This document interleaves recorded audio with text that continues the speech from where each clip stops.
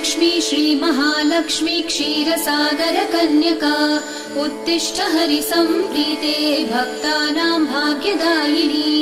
श्रीलक्ष्मी श्रीमहालक्ष्मी क्षीरसागरकन्यका उत्तिष्ठ हरिसम्प्रीते भक्तानां भाग्यदायिनी। उत्तिष्ठोत्तिष्ठ श्रीलक्ष्मी विष्णुवक्षस्थलालये उत्तिष्ठ करुणापूर्णे लोकानां शुभदायिनी।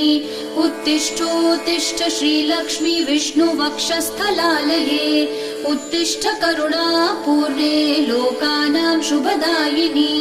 श्रीपद्ममध्यवसिते वरपद्मनेत्रे श्रीपद्महस्तचिरपूजित पद्मपादे श्रीपद्मजातजननी शुभपद्मवक्त्रे श्रीलक्ष्मी भक्तवरदे तव सुप्रभातम्।